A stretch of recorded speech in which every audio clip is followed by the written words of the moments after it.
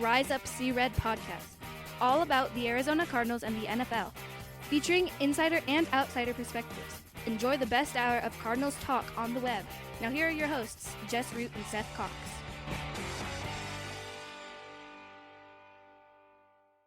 Hello, Arizona Cardinals fans, and welcome to the latest edition of the Rise Up See Red podcast, the best hour of Cardinals talk on the web. It is episode 416 of this and show number 2 of this week. It is also part 2 of our 2023 draft preview. I'm your host, Jess Root from CardsWire.com. USA Today's NFL Wire site covered the Arizona Cardinals, and Seth joining on the second show of the week from RevengeOfTheBirds.com, SB Nation's Arizona Cardinals site, and also one of the hosts of the original Draft Breakdown podcast, and I'm going to continue to say it. You should, especially this time of year, should be listening to that show. You should jump on to one of the Patreon tiers where you can get their bonus shows, or you can get the bonus shows and the written content, Seth. Oh, we can't get out. We just can't avoid the drama, can we? We can't avoid the drama. No, I mean, nothing is going right for the Arizona Cardinals. Even like as people were trying to get excited, and like you said on Tuesday's show, right? It's all supposed to be. It's propaganda time when you have the off-season program. Everybody's coming in. James Conner's curling Jonathan Gannon's weight. It's everyone's in the best shape of everyone's going to be in the best shape of their life. Everyone's happy, and then you get to training camp, and they're all in the best shape of their life. It's all the positive storylines. We're going to start with, before we get to the draft stuff, something's up with Budda Baker, and that's no fun. Yeah, and it's an interesting dynamic, right? Because you've got the guy that was kind of put on the pedestal of what this new regime is looking for, what they want, what their expectations are. And we got the snake in the grass tweet today, right? Basically, it's on Michael Jordan. So here's the thing. We don't know anything for sure. But there seems to be something happening. Buddha's tweets lately have been a little bit, coded. And today it is showing the Michael Jordan gif, and that's when it got personal. And his Twitter bio no longer has Arizona listed on it. It's the playbook for it might not be something, but it's not nothing, right? That's kind of like, it might not be something, but it's definitely not nothing. Right, and it's just one of those situations that you look at and you wonder what this team can do. The conversation on Twitter from Kyle Odegaard, who's pretty dialed in, is that Budda is unhappy with the Arizona Cardinals. Why? We don't know. There's speculation that he wants a contract extension. Well, as something Jess and I have talked about with the Cardinals is, when you got 2 years left on your deal, you can keep walking, right? Like you rarely find that you're going to get that contract extension. 1 year left on your deal, they're typically looking to make that move. So if it's contract related, it's an interesting time. And look, I don't know how many times Jess and I have said this, but we're going to say it again. We're always on the player's side when it comes to contracts. Like, get as much money as you can for as long as you can, no matter what. And this is no different in that situation. However, it's an interesting timing of if that is what is going on to attack it, because as we said, you've been propped up as the guy, right? Like the guy, that the archetype player that they're searching for to build this team. Like Monty Austin Ford in his introductory press conference went out of the way. He's like, I was talking to Budda Baker. Like, they've gone out of their way to be effusive with their praise of Budda Baker, how he is exactly the type of player they want on their team. And so we don't know. Like, we don't know what's happening. We're basing it on things on what Kyle is saying. He said he's asking around that he's unhappy. And speculation, like, this is the best we can guess. This is what would cause this. Either he doesn't want to be part of a rebuild and is just asked for a trade, or with 2 years left on his deal, he's looking for a longer-term commitment from the team. And maybe, and I'm sure, like, if that's the case, we know what the answer was based on his reaction, because the Cardinals aren't committing anything to anybody right now. No, and that's here, and again, I'm not on the side of the team, but I do want to make this 100% clear to me. This should be obvious that this is one of those situations where a player should potentially read the room a little better. And in that, again, if he feels like he needs more money and things like that, we won't ever, we won't ever hate on a guy for that. However, when you've got a guy that has 2 years of, he's still I think top 5 in safety contracts in the NFL, which is, so he's not underpaid. He's not being grossly or anything like that. It makes it tough when you look at what they're doing. They're signing 1 and 2 year deals. They're trying to reevaluate and change things, change the way that things are looked at. And it's interesting, the timing. And that's really the only thing I can say about it, because I feel like a guy like Budda, who's so well respected by the fans, is really one of the foundational players on this team. Still, he's by the way, he's 9th in contract. He's 9th in average per season. Yeah, 9th in average per season. So, we're not talking about a guy that's underpaid. You may not agree that or you may think he's better than some of these guys ahead of him, and that's fine. There's nothing wrong with that. But it's not like he's being, underpaid by any means. And so, for him to do this now is just an interesting timing of the situation when you're talking about the team looking to make it, and we kind of joked about it, and it's a hokey thing, but it's more becoming about the we instead of the me. And then you have a situation like this. And again, this is just speculation. This isn't we're not saying this is what's happening, but yeah. So what does that mean? What does this do for the team, the franchise? People are saying he has not requested a trade. Okay. If that's true, then that's great. If he has requested a trade, then, honestly, it's not like it's unheard of or unfathomable, right? Right. We know here, it's as a team that's basically retooling, rebuilding. Budda wants to win. Losing sucks.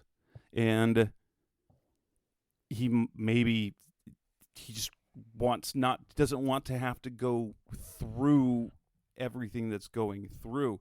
And here's something we also know, and this is something that DK, Devon Kennard, when I spoke with him on this show, that he said happens with every coaching staff. There are very good players who end up getting moved because of one reason or another. And it's not always because it's we might be going. We obviously are going to be going through this likely with DeAndre Hopkins, but you're losing the potential of moving a guy like Budda, whether it was something that was thought of early as they're trying to retool and rebuild this roster. Who's one of the most impactful? Who are their most tradable assets? Well, if you look at Budda, great player, with a contract that's very manageable, especially for going to another team. That makes him extremely valuable. Do you want to lose a guy on that, do you want to lose that type of player from your roster? Absolutely not, but it's not unheard of. And here's the other part of this. And yes, we are definitely pro player, but have we ever run across, has there ever been, I can't think of one right now off the top, I haven't done any research, but anytime a player has gone to their team, a team with whom they got a contract extension, and then 2 years before that is up, asking for more money, has that been a successful and positive interaction? It never has, because teams are loath to do it. And two, naturally the player then gets upset. You go the year before, that's normal. 2 years before, that is essentially what led to DeAndre Hopkins' trade from the Texans to the Cardinals. Now, the Cardinals acquired him with 2 years left on his deal and redid the deal, but that's different than when you make the deal yourself. When you give that player that extension, because you acquire him knowing that that's coming, and they're in the same situation. Hopkins has 2 years left on his deal, and guess what? He wants to, and guess what? He's likely getting moved. Anytime a player goes that route, I understand why they do it. It's just not. It doesn't work. It doesn't work out unless you push for the trade. The only time that works is if you request the contract extension. You're saying, "Hey, I want to get extended. I want to redo the deal." The only way you get that deal is when you get traded, pretty much. Yeah, and you look at it. You see that this is a situation, and this is gonna come off anti-Buddha, but it's not, where we've kind of lamented the fact that their best player's been a safety for a while, right? And that usually means your team's not very good. You look at the guys that are the best safeties in the game, Derwin James, the Chargers, did they end up making the playoffs? Yeah, and then they lost. That's right. The Chargers collapse. Yeah, Minkah Fitzpatrick, the Steelers have a good defense and didn't make the playoffs. Jamal Adams barely plays. Kevin Byard, he's probably overpaid for what his abilities are now, and the fact that the Titans are cash strapped. Harrison Smith, older guy, kind of more of the role of like what Fitz was kind of at the end, like still a very good player, but so it's interesting that this is one of those situations where you look at it and you say he's definitely one of the best players on the team, but he's also been one of the best players on the team in the years where they were picking first and third. Like, I'm not saying it can't get worse without him, but it's not like he's the difference between. It's just like the fact of the matter is safety, while it is important, isn't a team-changing position. Right. And so, it's one of those things that it's just interesting to see this, to see this happen now when, again, it's supposed to be, a time of year where this isn't even on the radar, but No. The Cardinals can't stay out of the social media news without anything. And, so now we have yet another thing to watch. That, we've got too many storylines to watch for this draft. Okay. Pick or trade the pick. How far back are they trading for in their pick? Who are they drafting? How many picks they're getting? Are they going to trade Hopkins? What are they going to get for Hopkins? And now, are they going to trade Budda Baker? There are far too many things right now for any person covering a team. Sure, we like content, but is this the content we want? It's really not. This is not fun. This is not fun. We're fans too, guys. We don't want to think about Budda getting traded. Budda is the favorite player from I don't know how many fans. Come on. I don't know. I'm not mad at Budda, but I'm also just why can't we get good news? That's where I'm at. It's like, why can't we have positive stuff? It's always interesting too, because I saw something today about J.J. Watt, and it wasn't from Cardinals fans, but it was instead from Texans fans. And, you know, it was like this, talking about J.J. Watt, this guy deserves a ring. And I'm always interested in this idea of like deserves, right? Like these guys. It would be nice. Sure, like just. That's a really tough thing. It's about competition. It's a team sport. Would it be ideal for the legends of the game to all have a championship? Would that be the icing of the cake, the cherry on top for such an illustrious, like J.J. Watt, incredible human being, incredible football player, game-changing football player, universally respected and loved, same as Larry Fitzgerald. Does anyone deserve it? Like, and fans, do we deserve a championship as fans? No, we don't. It just is nice. And especially for like players, and again, I don't mean this in a negative connotation, but like, you know, when people are like J.J. Watt deserves, you know, a ring, it's like, look, J.J. Watt earned everything he got. You know, nothing was given to him in any way, shape, or form. But that dude made $131 million as well. Like, he was very well compensated for what he produced. And you know, going back to Budda, you know, when people are like, Budda deserves a chance to go, you know, play for a contender, the Cardinals don't owe Budda anything in this regard. They've paid him $66 million. Like, they've taken care of him. And again, like, I don't want this to come across as negative, but like, they've paid a guy that's made one second team All-Pro $66 million.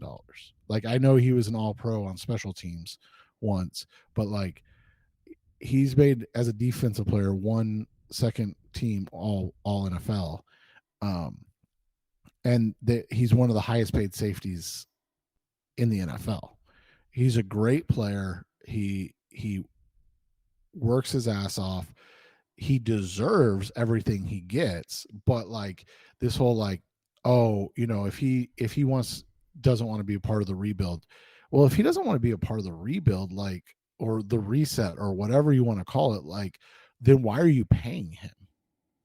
Like, that's sometimes part of it. Like, you and I sometimes don't want to be part of administrative changes at work, right? But it's not like we go in and be like, I want you to cut my contract so I can go sign with another. Like, once you're in a contract, like, you can pursue other opportunities, but like, you can't just leave. So yeah, it's just super interesting, man. Like, and I'm interested to see how this all goes down, because and I mean, I don't think anything's going to happen. I don't think they're going to trade him. So what does that mean for the overall morale of the team heading into this? Yeah, it'll be interesting to see. And you know, if no trade happens by the draft or on draft night, then it'll just be something quietly lingering till next offseason, I think. Well, and it wouldn't shock me if they redid his contract at the end of the year. Yeah, like like November, December type thing. Yeah, that would be a nice gesture. But yeah, Cardinals. But yeah, drama. I mean, it would be nice just to get on this and talk about the defensive linemen. Let's do that. So coming up next on the Rise Up C-Red podcast, Best of Cardinals Talk and Love. Let's go back to what we really are supposed to be doing for these shows, and that's talking about the NFL draft. Our draft preview continues. Coming up next, we're going to talk about the linebackers in this, the off-ball linebackers in this draft class. That's coming up next on Rise Up C-Red.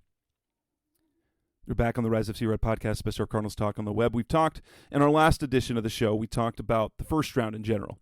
We talked about what the Cardinals could do. We talked about the pass rushers, the edge defenders, and we talked about the defensive line. Lots of guys to talk about. It feels like the linebacking position is not one we need to worry about nonetheless. We're still going to talk about it. I think we're pretty safe in saying that, you know, we won't be going with a first round off ball linebacker. I mean, they've got Isaiah Simmons, they've got Zaven Collins, they've got Kaiser White that they just signed, and if you want some experienced depth, they've also got Chris Barnes. They added a special team. They brought back Zeke Turner.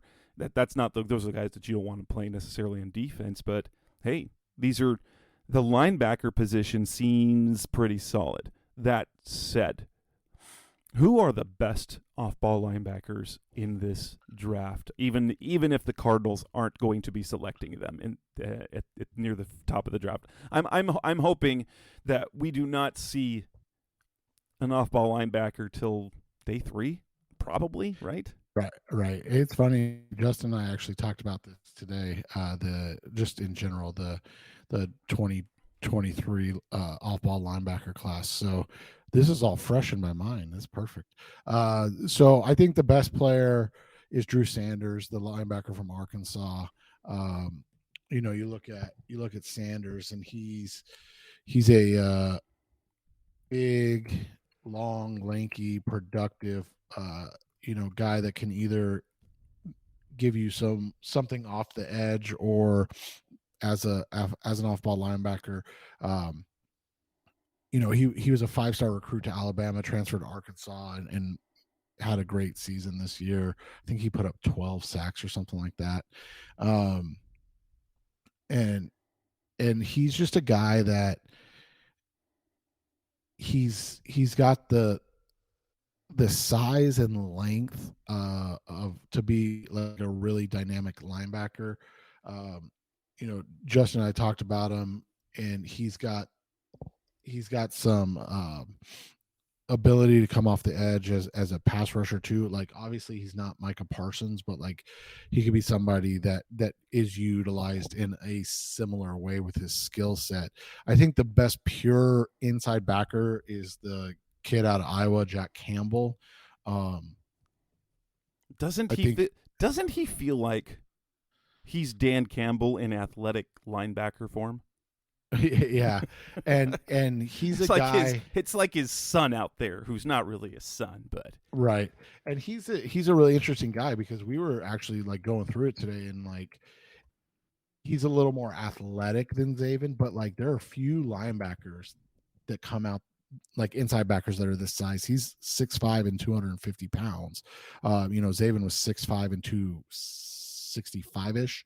And like I said, slightly faster. He was a 4.65 guy, but he had really, really explosive jumps, and he had the second best 3-cone out of any prospect at the combine. So like that's insane for his size. Yeah, so his change of direction ability and his ability to like start and stop and like chase people down, that's what makes him so great. Like, I wouldn't be shocked if he's the best like pure off-ball linebacker in this class. It's hard to find like comps for him because he's so big. Like, you just don't see guys that big. Right. Well, and then when you go that route, you're talking Brian. You can't do that. You can't say Brian Urlacher. That's actually what people were talking about, size, athleticism, what they were talking about with Zaven, but that's just you go that route, you're just automatically setting him a failure, even though it's just a physical comp. Right. And one of the comps that came up for him, I believe, uh, um, was the kid out of, or the kid that's in, oh goodness, uh, Cincinnati right now, Logan Wilson. And Wilson's a little shorter. Again, he's 6'2", but like similar athletics and stuff like that. And like, so, that would be a good, and Wilson's been dynamic for the Bengals, right? He's been a great player there. The guy that I love, and it was one of those situations, and it's funny, we talked about this, like, so his name's Diane Henley. He's a linebacker at Washington State. So if you are a Pac-12 fan, you definitely saw him play this year because he was probably the best linebacker in the Pac-12. He started college, and I make a lot of jokes about guys being old and stuff. He started college in 2017. Like, this dude's been in college, like, legitimately. For the couple of years, for about another year, maybe two, 2024, 2025, we're going to be dealing with the COVID kids, the COVID eligibility. Kids. Yeah, and so like he was a really, really unique case because, so when we talk about dynamic athleticism at the linebacker position, Henley's interesting because he started out as a wide receiver at Nevada. So he was recruited as a wide receiver in 2017. And then he was at Nevada played wide receiver for 2 seasons at Nevada. I mean, and it's not like we're talking bad. Like, he was a dude, like, his freshman year, he averaged 23 yards per kick return. So like he was a dynamic player with the ball in his hand. And then he transitioned to safety, and then they moved him down to the box, and you could see that slow progression. But then this year really took off at Washington State. But that's one of the things is you look at him, and you're like, well, he's super athletic, right? And then you're like, well, but he should be super athletic. He was recruited as a wide receiver, right? Like he's not a normal linebacker recruit. I threw a name out that I don't know if you remember, but Telvin Smith. I remember the name. Yeah, so he played for the Jaguars, was drafted in the 5th round, and then ended up being like a near all-pro type of guy, and then had some like mental health issues and had to retire. Nothing serious, like didn't get in trouble or anything like that, but like just had some mental health issues and stepped away from the game at 27, coming off a Pro Bowl season and a second team all-pro season. So obviously, that aside, Henley has a lot of that type of game. I mean, you're talking about a guy that's sub 6'1", but 225 pounds, runs a 4.5 440, dynamic athlete, and his instincts are really impressive for a guy that like I said, transitioned to linebacker in 2019. It's a really cool story. And then it kind of gets into a kind of choose your own adventure type thing after this. What are you looking for? So like for Cardinals fans, right, you're going to be looking for guys that are athletic and can assist on special teams right away, right? So like a name that jumps out immediately is Dorian Williams out of Tulane. He's a late day 2, so like that 91 to like 120 range. He may go ahead because he is a super freak athletically. He's under 6'1", 228 pounds, but he ran a 4.49 40 at the combine. Yeah, he's definitely built like a safety. Yeah, built, and he's a guy that is fantastic in coverage. And then you look at him, and the crazy thing is he has vines for arms. He has 34-inch arms, and so his wingspan is that of somebody that's 6'8". So like it's crazy to watch him. He's fantastic in coverage. So like I said, like a late day 2, early day 3 guy, great special teams guy to have. Another good name to know on the special teams. And these aren't, if you listen to our podcast, you'd be like, well, you didn't talk about some of your top guys. Well, I'm not going to talk about Nick Herbig because no offense, hope the Cardinals don't draft Nick Herbig. Like, I don't want the Cardinals to draft a guy that probably is only an off the ball linebacker on day 2. Same thing with guys like Trent Simpson, these type of guys. But some guys on day 3 that could make sense, and a guy to know, Owen Popoa, again, another guy that stood out athletically. And again, on day 3, you're taking athletics, right?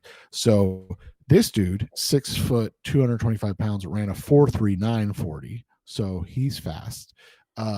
He had a 126-inch broad jump, which is in the 90th percentile, but he did 29 reps on the bench, which is 92nd percentile for linebackers. So he's like a super freak. Has some, high-end comps like Quan Alexander, obviously super high-end for a guy that you're talking about like probably 4th or 5th round, but he's a guy that from an athletic standpoint, you look at and you're like, oh, this is a guy that I could like this is a guy that I would love to see, in camp, because you're talking about a guy that can do a lot of special teams. The last guy that we talked about, and a guy we both love, but like no idea where, if he's going to be able to play consistently in the NFL, and that's Ivan Pace out of Cincinnati. Pace is a guy that, again, love him. Like one of the most ferocious players in the game. 5'10", 230 pounds. Like he is small. That's an old school linebacker build. Yeah, he is small. I think he had something crazy like 10 or 11 sacks this year. Like he's used as a blitzer all the time, and that's the problem. Like he doesn't do a lot of stuff in coverage because he's undersized. That they would rather 9 blitz sacks. him. 9 sacks, 20 and a half tackles for loss to go with, of his 136 total tackles. Yeah, and I mean, dude is a straight up like gamer. Like he is, like you put tape on, and he is one of the most enjoyable guys to watch all season. But like, where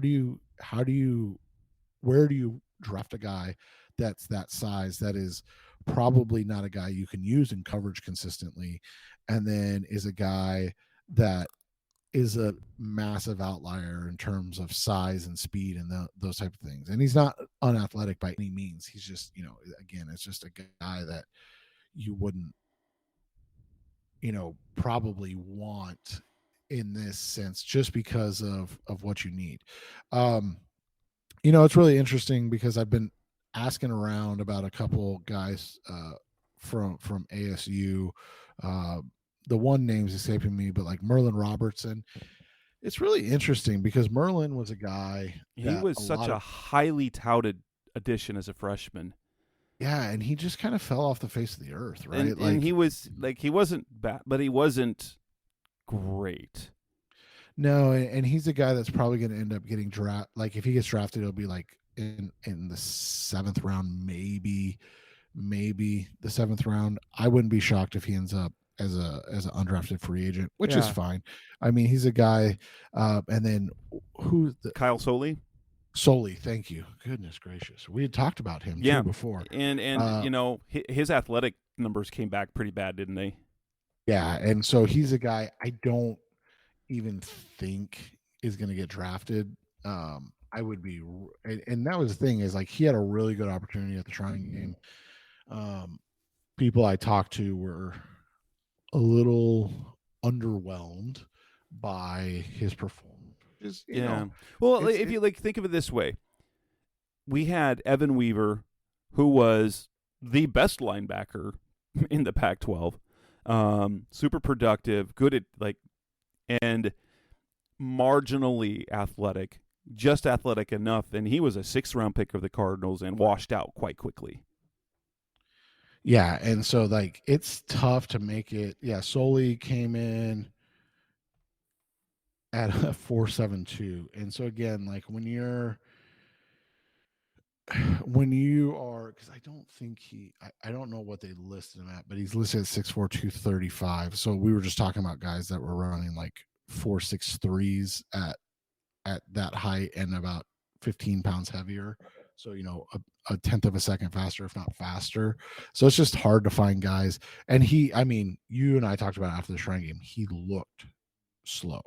Like he just looked indecisive and slow. So it'll be interesting to see if he's a guy that ends up even getting drafted, because I thought coming out he might have a chance, but a lot of these guys, the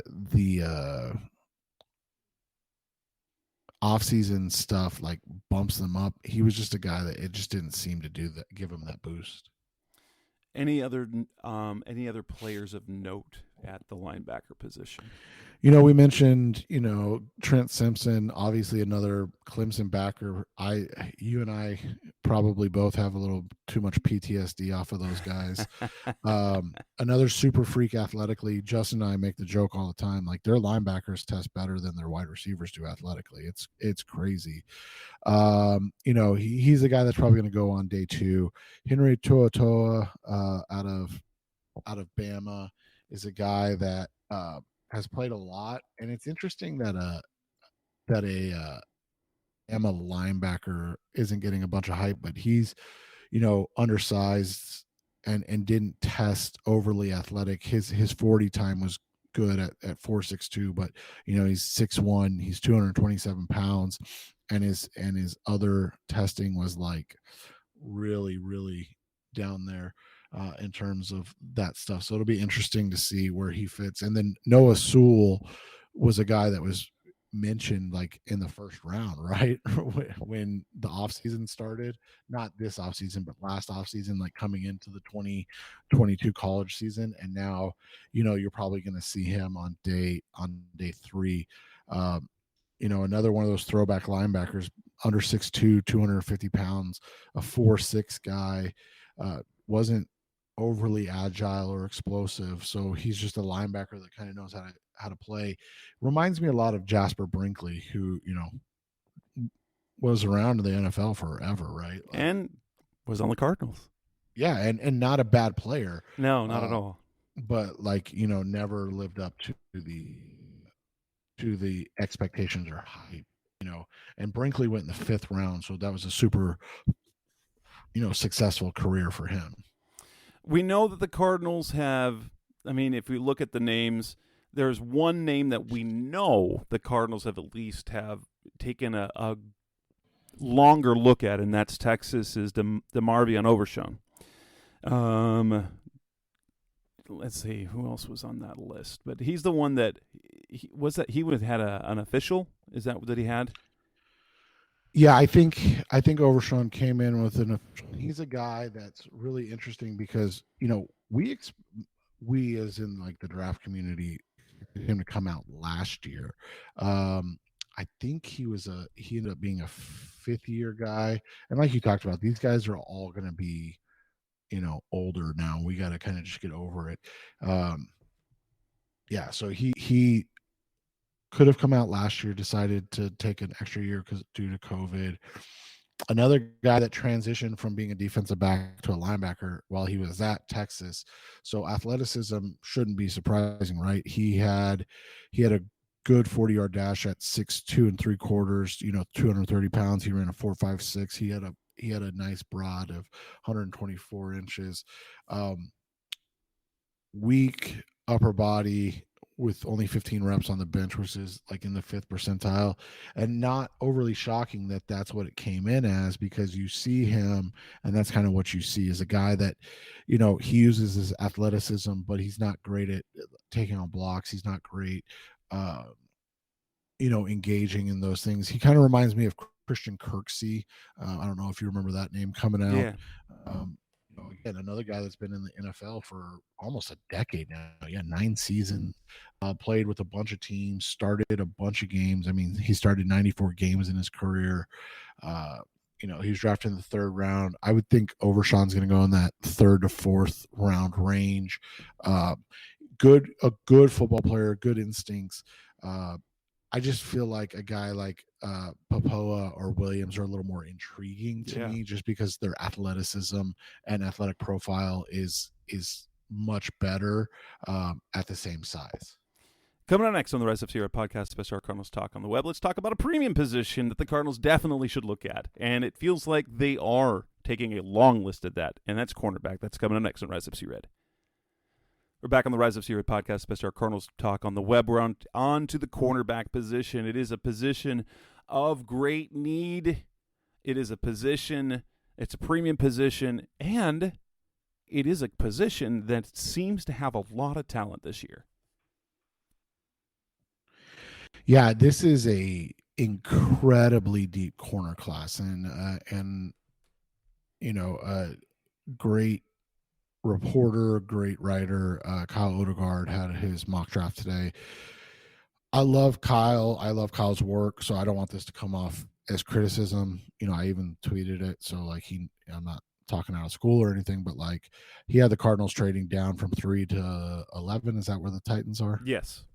And Christian Gonzalez making it to 11. That would be a dream, right? Right. That would be super ideal. Super ideal. I don't think it happens. And that's not a shot at Kyle at all. I think as fans, we tend to do that, right? Like we tend to be like, hey, all right. And you can manipulate's a strong word, but you can be like, I can make this make sense. Like instead of Christian Gonzalez, I'm going to go with Devin Witherspoon first, and then I'm going to have this team surprise people, and so you do that. But man, I'm a huge Gonzalez fan. We talked about him on the podcast the other day. He's a guy that has a really good chance to be a great player in the NFL. He's a guy that I think is going to be potentially special, and he is an athletic freak, but he's also a size freak. And that's what makes him a really intriguing prospect, is that you've got a guy that's over 6'1", just a shade under 200 pounds. He probably plays between 195 and 205, if I had to guess.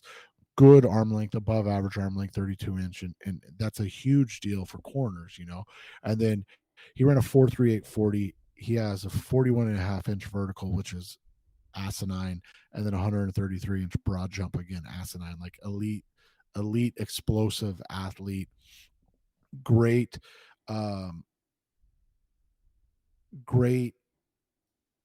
player, a potential true cornerback one that could become kind of like a potential Pro Bowl type of guy.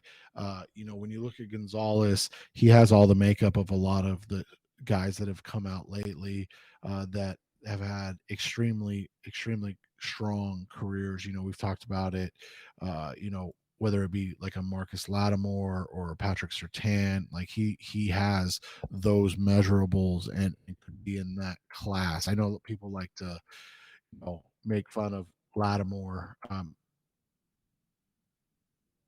or sorry, not Marcus Lattimore. What is the kid out of Marshawn Lattimore? Sorry. Yeah, Marshawn Lattimore out of Ohio State. But you remember he was a 3rd overall pick, I want to say. Like he was a really high pick, and he's produced really well. 4-time Pro Bowler, Defensive Rookie of the Year. He's an elite player coming out of Ohio State, and he's got some shades of that. And if that's where he ends up, it being that you've got yourself an elite player. My favorite corner in the class, the guy that I think is probably the best corner in the class, but he scares the bejesus out of me, is Emmanuel Forbes. I love this player. When you talk about ball production, there's nobody that's even in the same realm as Emmanuel Forbes. In 3 seasons, this is what's so absurd. In 3 seasons, he has 14 interceptions, 6 pick sixes, and 20 passes defensed, which is just like absurd. Especially when you're that good. Guess what opposing teams do not do? Throw your way. Yeah, they don't throw at you. Cardinals fans will remember the name. And by the way, elite numbers as well, testing.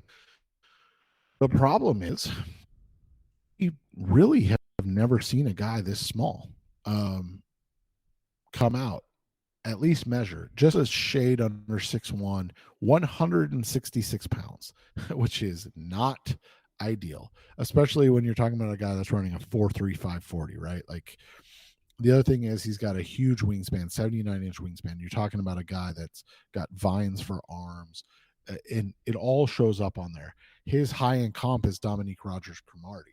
I mean, and Cardinals fans were a little taken aback when they drafted DRC coming out, right? But he was a two-time Pro Bowler. He had a very, very good career, a very good guy. A second team All-Pro, started 121 games in his career, played in 162 games. Like, this is a guy, like, again, if you get that as a, at 34, whoo, baby. And I don't think he's going to be there at 34. I think this guy's going to go a lot earlier than a lot of people expect, but he is my favorite corner in the draft. I really like the 34 range. So that second round pick, and Forbes would be great to be there. Cam's, like, who are the names that I'm seeing? Deontay Banks suddenly in the first round. We've got some, like, there's some corners out there. Who are some viable options that if they don't go corner round one, so they don't get Witherspoon, they don't get Gonzalez, that pick 34, who are the guys to, like you mentioned Forbes, who are other names that are viable possibilities? Like Keely Ringo. Yeah, Ringo's a guy. Banks, like you said, he's been kind of climbing a lot lately. He's a guy, he is an athlete, man. 6 foot, 200 pounds, 4.35 40, 42-inch vertical, 136-inch broad jump. I mean, you're talking about just a freak athlete that, again, like, these corners are just getting freakier and freakier every single year when they come out. I think he's a high-end player. I think he's a guy that's like really, really physical. It's funny because one of his really, good comps, and again, I know this doesn't, make people go jump up and down, but like Robert Alford, that's a comp that we've seen from him. Alford was a second round pick out of southeastern Louisiana, and then he just had a really good career for a long time before injuries beset him, right? Like, but he was a in Atlanta, he was very good. Yeah. And then and when he was healthy in Arizona, he was really good. Yeah. And so, like, that's the type of guy you're talking about. Like, and again, this is a realistic, like, achievable, like, his high end comparisons are off the chart. Because, like I said, he is just such an athletic anomaly and athletic freak. You could be looking at a guy similar. He's a little bit lighter, but like similar to like a Jamel Dean, right? Who's been fantastic for the Buccaneers, those type of guys. Then you mentioned, Keely Ringo. Keely is a straight line athlete. He is one of the most, probably one of the guys that you look at and you see a guy that you do wonder if you're going to have to move him to safety if he can't get better at moving those hips. But he's a guy at, he came in at just a shade under 6'2" and 207 pounds, 90th percentile for his height, 93rd percentile for his weight, and then ran a 4.36. He had an average broad jump. I know people are upset about the vertical.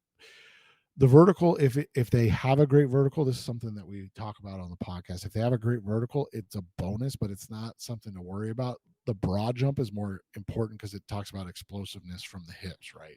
Like something that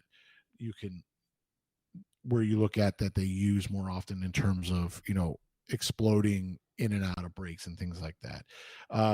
Again, another guy that's just tough to find like a really solid comp, just because you don't find many corners that are 6'2", 210.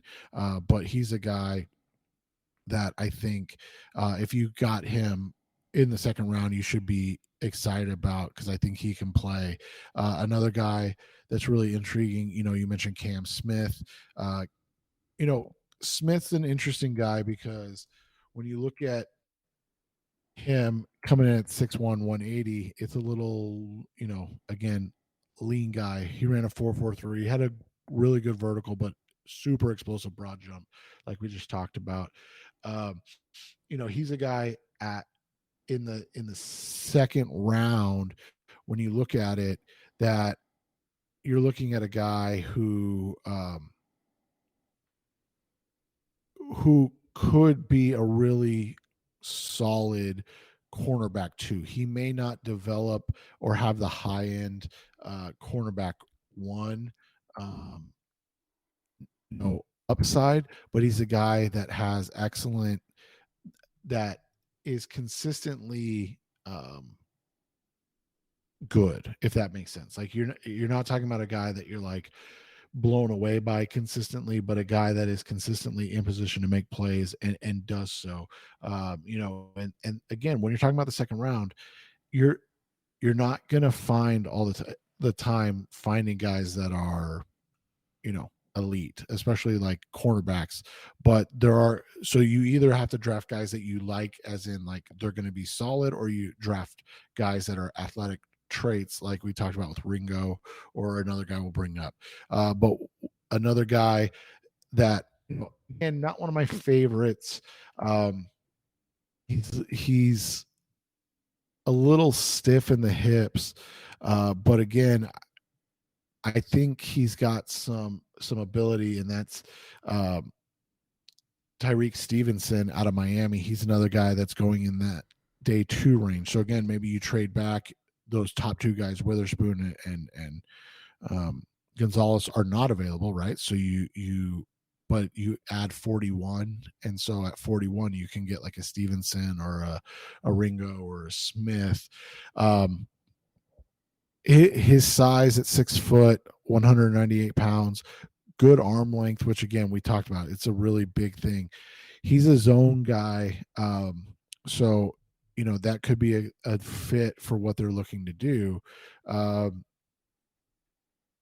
and he's above average athletically across the board, sans those shuttle drills, and which tells me you don't want to ask him to run man-to-man consistently. But again, like, understand and know your defense, right? Like if this is a guy that fits in what you want to do, then yeah, go get him. But like if you're gonna ask him to run man a lot, well, maybe that's not the best idea, right? Like maybe we don't do that. That's not his strength. He's got a lot of similarities to me, and you'll remember this name because he drove us crazy for years. Marcus Trufant out of that was it with Seattle. He was a first round pick. He's not going to go that high, obviously, but like he's a guy that fits in that kind of mold. And again, remember, Trufant ended up being good, but he was never like, you were never like, oh, we got Marcus Trufant, like we don't need another corner, type of guy. So Marcus or Desmond, or is that a different player? There's a Desmond Trufant as well. Marcus, okay. Yeah. Marcus was the corner for the Seahawks, and then Desmond was with the Atlanta Falcons, and he was also drafted in the first round. They're all brothers, I believe. Guys that could be gems later on. If we go back a couple years, Marco Wilson, a guy with super had high-end potential. Some of his tape was elite, his athletic traits elite, and they made a move for him, a guy that's flashed a little bit. Who are some guys that on day 3 have a chance to be something, that you're taking a chance on them because of inconsistencies or whatever, but really have the potential to be something? I know that there's some names out there that they like.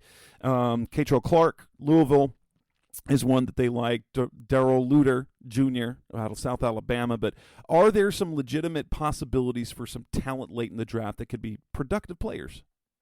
Yeah, I think so. Like, I'll mention 2 guys that could be third rounders, and then go on to day 3. One of my favorite guys is Travius Hodges Tomlinson, the corner out of TCU. So little but fierce. Yeah, he's a guy, like if you got him to play in the slot, you would be like you would die because he's just you love watching him play. He's a guy that, again, it's just, where do you take him? Like, will a team, because of how he plays and his style of play, be willing to take him in the 60s, 70s, or like could he be available? They have the 91st pick or 94th pick, right? 94th, I think it is. 96.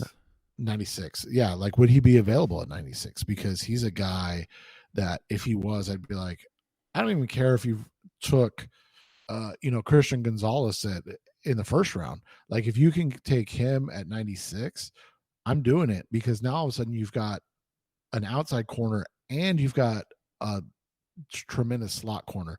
The other guy I'm interested in, but he's been flying up boards, and flying is exactly what this guy does, is DJ Turner. I tell you what, there are a few guys that are as athletic as DJ Turner. Walking on this earth, 5'11", 180. He ran a 4.26 40. Lord, he is fast. And I just, I always wonder with these guys, like if they just get overlooked. Like I'm always curious why it doesn't click with teams with him, because he played at a Power 5 school that went to the college football playoffs twice, and all he did was get better every single year. And so it's always interesting to me to see like why people don't. I mean, like 178 is a touch on the lean side. It definitely is. I mean, it definitely is. But like you're talking about, again, like if he's at what's their third round pick, 7 or 60? So they got 66 and 96. 66. I always forget because we lose a pick, so everything moves up one. But like if he's available at 66 and you haven't taken a corner, I think that'd be a great fit. Like you talked about Marco, right? Obviously, Marco is a little bigger when he came out, but like same type of thing when you're just talking about drafting an athlete and being able to coach him up, and that's what I think you get with DJ Turner. You mentioned a couple of guys that are really intriguing, and that, again, I'm always interested to get the feedback of why maybe they're not as popular as other corners or stuff in this class. Clark, I get it. He is tiny. And what I mean by that is you're talking about a 5'10", 180 guy. And so, okay, that's fine. But he has under 30-inch arms. He's super short arms. Tested really well, 4.42, average broad jump and short shuttle, which is fine. Again, we talked about. So the question becomes, is he a guy that can only play out of the slot, right? Like you look at him at 5'10", 180, with short arms. Like, is he going to be able to be a boundary guy? That's the biggest question. But he played outside most of his career. He did flop into the slot the most of his career this year, over 250 snaps in the slot this year. So, again, a guy that was improving his first to second year, had a little bit of a downtick this year. But again, I go back to, like, you're asking a guy to change what he's done. He played 7 snaps in the slot his first 2 seasons, and then he played 250 this season. So again, like, are you asking a guy to do something you can't do, or were you helping him prepare, for what he's going to be asked to do in the NFL? Those are realistic questions you have to ask. And then, so again, another intriguing prospect in the sense that these guys, they kind of are in the same mold of, like, size, 6 foot. Luter's a little bigger, 189, 4.46. So like not a great 40, but like slightly above average for corners. But he's different. He's got super long arms, 32 and 3/8. He has huge hands, like DeAndre Hopkins size hand. Yes. and then he had a great vertical. He had an above average 3-cone. His short shuttle wasn't great. So again, you're looking at it and you're going, okay, like where does this guy line up? How can he play? He's an outside guy only, I would think. I don't think he's got the hips to play on the inside, which is okay. There's nothing wrong with that. He played outside most of his career, only lined up 11 times in his career in the slot. So like not something he did a lot of. Last year he was highly productive, 4 interceptions. This year he only had the 1 interception. So again, you have to kind of go into those things of like what happened, why, did he play worse? Was he, hurt? What was going on? It was it was interesting because the last 2 years, and something that Justin and I talk about all the time. Last season in 9 games, he had 4 interceptions and 10 passes defense. This year, he only had 1 interception, 7 passes defense. I'm looking to see if I can find how many times he was targeted, and he was targeted more this year. So it was interesting because like the on-ball production was there last year. Like it was high end. In 9 games, he had 14 either interceptions or passes defense. This year was only 8 and 13 games. And so, you look at it over the 2 seasons, the last 2 seasons, he had 5 interceptions and 18 or 17 passes defense. So 22 in 22 games, which is, Justin and I talk about all the time. One of the big things that we look for, like one interception or pass defense a game for these corners, because it's about on ball production and ability to make plays. So his like super high end junior year, and then his kind of reduced senior year equaled out to what you'd like to see. He's a guy I think you're looking at in probably like the 5th round, because I'm just not sure what people are going to think of his senior season, where he did struggle comparatively to that like super high end junior season. But you look at it, he's got some really nice high end comps that you could see. One that I like is Kendall Fuller. I think he's still in the league. I can't remember Fullers. They get all jumbled. Yeah. So Kendall is not the one that was taking the first round. Kyle was the one taking the first round. Okay. Yeah. So Kendall is the one I meant too. That's good. He was a 3rd round pick coming out of Virginia Tech. By Washington, Kansas City, back to Washington. Yeah. And so again, a really solid career. Like somebody that's had a great career relative to draft position, and a guy that you can count on, and like you look at and you're like, hey, this would be a perfect fit. That would obviously again be kind of the high end comp for him, and something that I could see him attain, because like I'm not joking when I tell you his 2021 was phenomenal. Like what he did last year in 21 is just absurd. And so it was a bit disappointing to see him take that step back this year, because you've got a guy that has all the tools, the size, the length, the speed, and then like I said, that junior year was special, and to see him kind of again fall back, come back to earth. And Marco did that too after his freshman year, because he looked good his freshman year. He had the ACL, but his play was inconsistent after his freshman year. Right. And so that's, those are the things. Yeah. Because you look at Marco, he had 10 passes defense his first year. And then, like you said, obviously injuries and things like that. But he had 10 passes defense his first year. The last 3 years combined, he had 10 combined, like either interceptions or passes defense. So, like, on ball production's something to like keep in mind when you're looking at these guys, because it does show the ability of, to make plays on the ball, but also recognition, things of that nature. And then one more name that I saw that they brought in, I don't know if we have running numbers on him, but we do have other numbers, and that was the Carrington Valentine guy, right, out of Kentucky. I think he ran a 4.38. He did at Pro Day. Yes. Okay, because he did do jumps and stuff at the combine, which were fantastic. I mean, he came in at 6 foot, over 190. Again, 61st percentile for height, over the percentile for weight, but long arms, 32.25-inch arms, had a 39-inch vertical and 128-inch broad, so 83rd, 84th percentile, which is exactly what you're looking for. Again, very, very weak. Yes, initially, yes. The 9 best spreads. However, talking to Justin Mello, he said since he started kind of focusing on his pre-draft training, I don't know how much that changes with his bench, but he's gained 13 pounds of muscle.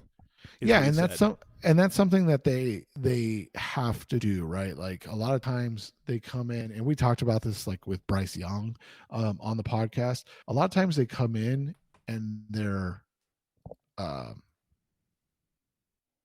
either overweight or underweight, depending on what their goal is to accomplish, whether it's running fast or lifting heavy or whatever it is. Valentine reminds me of another ex-Cardinal, you'll remember this name, but he was drafted in the 2nd round, and he bounced around for a while. He had a nice career, then injuries again kind of beset him. Richard Marshall. You remember Marshall? Yeah, he did. He was basically just special teams by the time the Cardinals got him, but yeah, and so he started 66 games in his career, most of them, like Jess said, in Carolina and San Diego. But after that, he struggled with injuries and inconsistencies. But you look at it, I mean, a guy that, especially early in his career, those first 5 or 6 years in Carolina, he was a guy that was a good corner.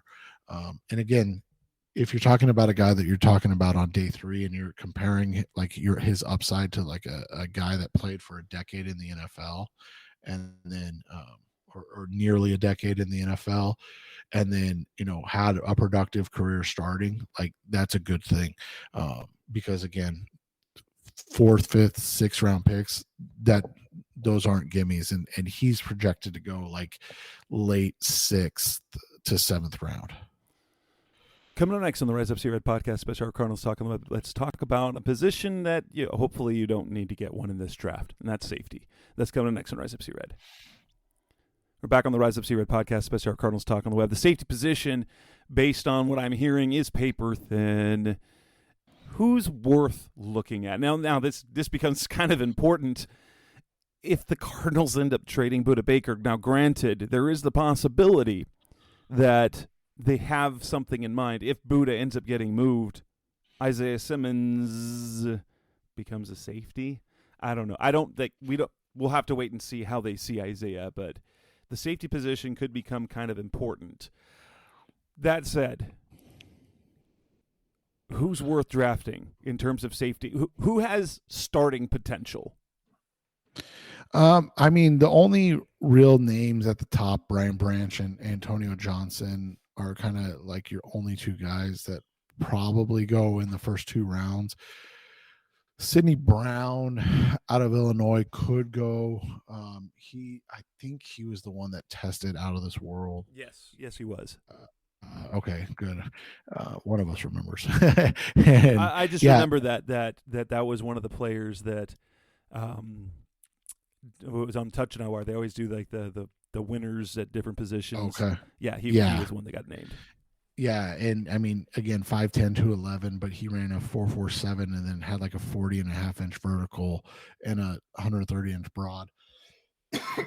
So a really, talented player, really great athlete. Another, but like those are the guys that are going to go on day 1, or the first 2 rounds.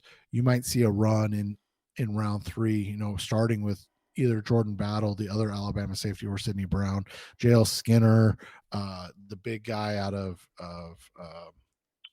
the state, 4'2", again, huge guy out of Boise State, Jartavius Martin, the other Illinois